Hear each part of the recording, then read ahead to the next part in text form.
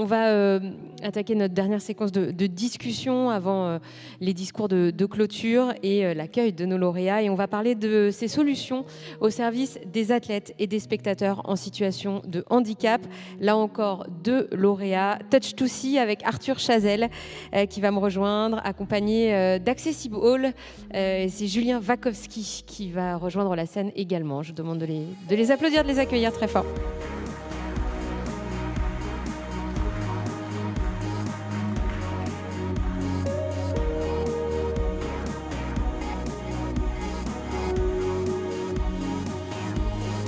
Bonjour et bienvenue. Prenez un micro là. Voilà.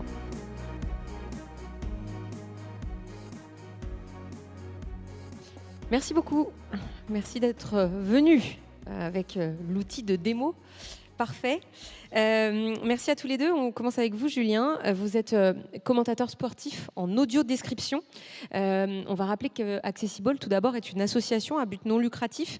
Avec quelle ambition au moment de sa création, il y a plusieurs années maintenant ? Alors ça fait 16 ans maintenant qu'Accessible a été créé. L'ambition, elle est simple, c'est de rendre les stades, les enceintes sportives plus accessibles à tous, aux supporters principalement en situation de handicap. L'idée, c'est de créer un immense réseau, un réseau de personnes impliquées, intéressées par ce débat-là, qui est un débat très actuel, et de rendre donc toutes ces infrastructures accessibles en créant des solutions, en les partageant et en essayant de réunir toutes les personnes capables d'impacter dans ces décisions, dans les stades notamment, et c'est ça le plus important, de le rendre plus accessible à tous. Plus accessible à tous, d'autant que la population de personnes en situation de handicap, alors tout à l'heure on parlait d'handicap visible, invisible, elle est assez énorme et donc il y a quand même un sacré nombre de gens à qui tout ça peut s'adresser. Oui, il y a énormément de personnes qui sont impactées par ça. On parle très souvent des personnes en situation de handicap physique, donc en fauteuil roulant, qui ont besoin de se déplacer. Souvent, les clubs, les stades, les infrastructures sont adaptées pour elles. Et puis, ça va être par un ascenseur, une rampe, des petits exemples simples. J'ai presque envie de dire que ce sont des bons débuts, mais que ce n'est pas suffisant. Et aujourd'hui, il faut s'intéresser encore plus aux personnes dans la situation est non visible. Je pense aux personnes qui sont en situation de handicap visuel, notamment, avec qui je travaille de plus en plus, étant donné que je suis audiodescripteur. Mais ces personnes-là, il y a plein de dispositifs qu'on peut mettre en place pour les accueillir encore plus facilement. Alors justement, ce commentaire en audiodescription, qu'est-ce qu'il a de différent ? À peu près tout de ce qu'on peut entendre à la télé ou à la radio aujourd'hui. L'idée, c'est de permettre à ces personnes de comprendre ce qui se passe sur un terrain. Alors nous, on travaille beaucoup dans le football, mais aussi dans d'autres sports désormais. De comprendre où est le ballon à chaque instant d'un match, ce qui se passe dans les tribunes, ce qui se passe autour. Des fois, ça peut être une coupe de cheveux originale, mais les personnes qui nous écoutent profitent d'une ambiance qui est parfois sensationnelle. En France, on a des stades sublimes qui peuvent recevoir très bien le public, mais ils ne comprennent pas forcément ce qui se passe.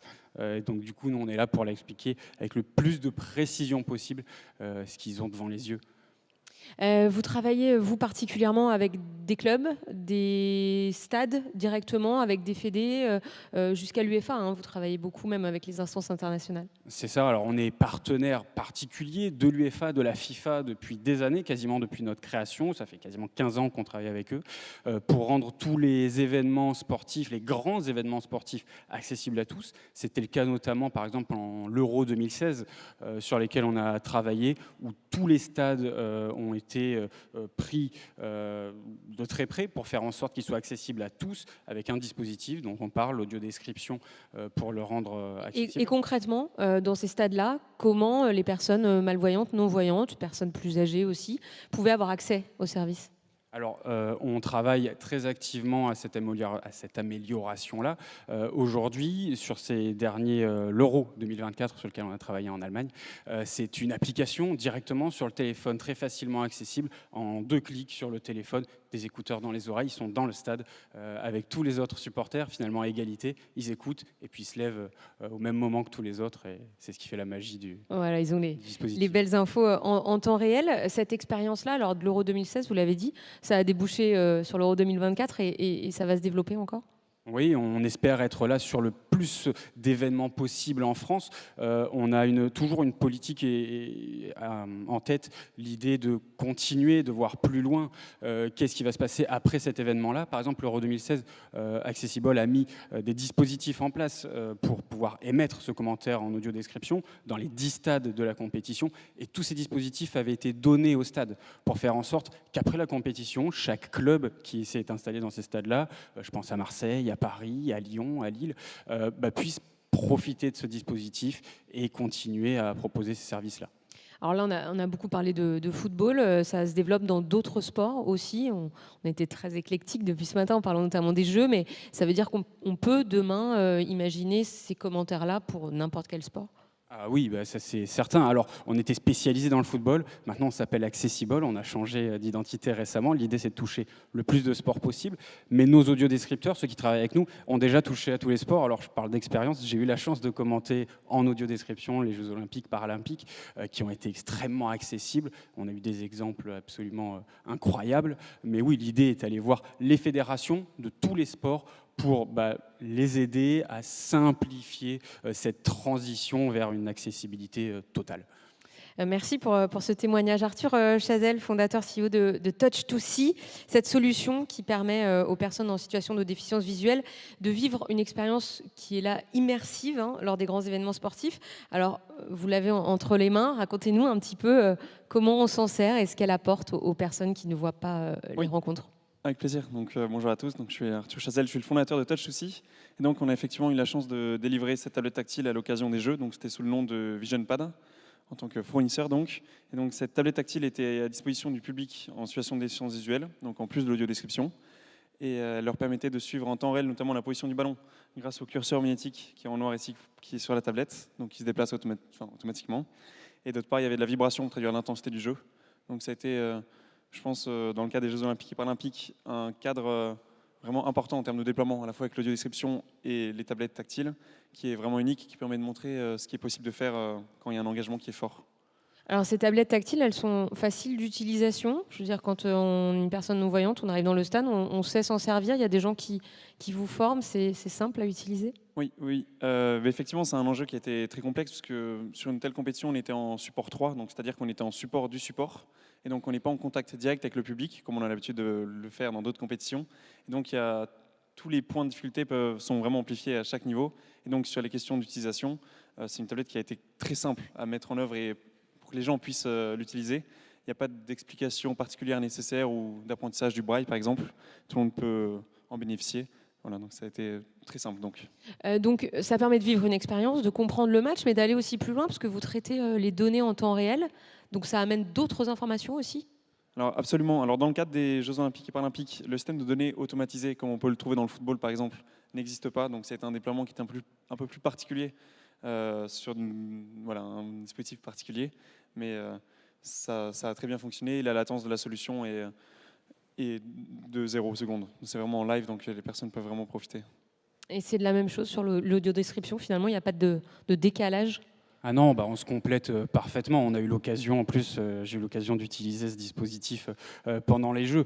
C'est totalement immédiat, donc les personnes en situation de handicap visuel nous entendent, ont l'information et puis savent tout de suite où est le ballon, quel que soit le sport. On était sur le CC Foot, par exemple. C'était génial, on voit vraiment tout à l'instant T, en direct. Oui, et en tout cas pour un acteur comme Touch2See, qui est très jeune, en début d'année on était seulement 4 dans la structure, participer à un événement comme les Jeux Olympiques et Paralympiques, ça représente un véritable challenge technique en termes de préparation. Nous on a vraiment fait face à 2 défis. Premièrement en termes d'organisation, parce qu'il y a un nombre de compétitions qui sont délivrées en même temps, avec énormément de complexité, donc il y a vraiment une préparation en amont qui est inédite. En termes de, comme je l'ai dit, en termes de support, c'est un support 3, donc c'est très complexe, chaque point de friction doit vraiment être calculé en avance. Enfin, il y avait un enjeu de délivrabilité technique qui est très fort, parce que sur un élément comme les Jeux Olympiques, malgré le fait qu'on soit sur un projet d'innovation, il y a une nécessité de délivrer, et si ça ne délivre pas, on peut avoir des pénalités. Donc pour nous, ça s'est très bien passé.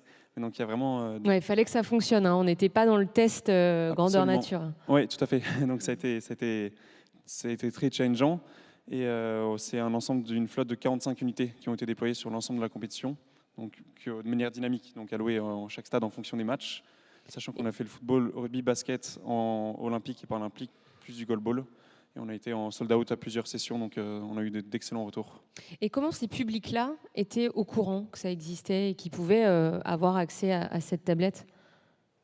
C'est un sujet déjà qui était partagé avec l'audio-description, parce que les deux dispositifs sont relativement exceptionnels. Aujourd'hui, le domaine du sport est relativement ou rarement accessible en public non-voyant par manque de solutions sur place. Et donc, il y a une nécessité de communication. Et là, il y avait des dispositifs qui étaient mis en place, notamment de la réservation, ce genre de choses, et qui ont bien fonctionné et qui ont fait l'objet aussi de modifications en tout début de compétition avec une flexibilité des équipes de P24 qui avait été assez impressionnante. Alors, on parle des jeux beaucoup avec vous. Vous avez participé à tous les derniers grands événements sportifs, hein, la Cannes, les Jeux de Paris. C'est quoi la suite? L'objectif, c'est peut-être de laisser ces tablettes dans les enceintes, c'est que chaque ligue, fédé, club ait les siennes? Oui, absolument. Donc, déjà, pour un acteur aussi jeune que TouchOusi, ça a été vraiment une grande réussite pour nous. Et effectivement, pour nous, l'héritage, il se trouve déjà premièrement au niveau de la légitimité, puisque participer à un grand événement comme celui-ci, ça montre que déjà on est en capacité de délivrer et que le public a réellement profité de la solution, qu'il y a un public pour ce dispositif-là. Donc c'est une grande réussite. Et pour nous, l'héritage, c'est notamment une grande légitimité au niveau des institutions comme Olympics, la FIFA et d'autres comme pour Accessible. Et pour nous, là, l'enjeu effectivement à court terme, c'est de mettre en place la solution dans les stades de manière permanente, donc en France et à l'étranger. Ouais, voilà, que ces tablettes finalement soient installées dans les stades, dans les grands stades, avec des personnes pour aider aussi à l'utilisation, j'imagine. Alors effectivement, maintenant, nous, l'enjeu auquel on répond, c'est que l'enjeu sociétal d'accessibilité pour les personnes non-voyantes est mondial, puisque il y a un réel manque de dispositifs. Et donc, il y a un enjeu de diffusion qui est fort, qu'on traite avec la donnée sportive, avec une entière automatisation de la solution. Et donc, notre solution, elle sera mise en place dans les stades, sans intervention directe. C'est l'objectif de TouchOusi, que ce soit les personnes du club qui les donnent, qui les reprennent à la fin du match, donc de manière entièrement autonome. Vous l'avez dit, vous êtes une toute jeune start-up. On peut encore dire start-up? Oui? Je pense, oui. Oui, on peut encore dire start-up. Qu'est-ce que ça implique de participer à ces événements? Ça oblige, vous l'avez dit tout à l'heure, à ne pas être dans le test, mais à être dans la livraison et ce, avec efficience. Oui, comme effectivement, il y a vraiment une organisation qui est très spécifique en termes de structuration. On peut être habitué à délivrer énormément de compétitions ou de matchs. On en fait quasiment 1 ou 2 par semaine, mais on n'a jamais délivré un événement comme les Jeux Olympiques et Paralympiques. C'est vraiment des événements qui sont structurellement très différents. Et donc, je pense que ça donne un niveau de maturité nécessaire qui doit être présent dès le début de la compétition. Donc, je pense que ça nous permet de grandir très vite, peut-être. Ouais, vous avez grandi, mais vous avez été honoré aussi aujourd'hui, certes, mais par Olympics, je crois.